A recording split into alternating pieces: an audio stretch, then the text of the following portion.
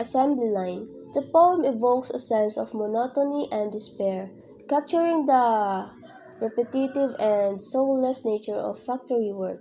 Shootings, vivid imagery, and poignant language invite readers to reflect on the impact of such labor on the human spirit, highlighting the contrast between the natural world and the artificiality of the assembly line.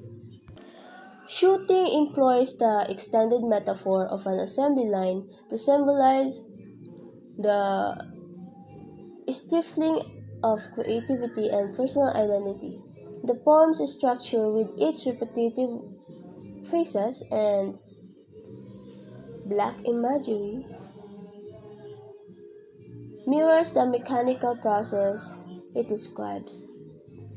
The juxtaposition of the night sky and factory trees underscores the loss of natural beauty and individuality in the face of industrial progress.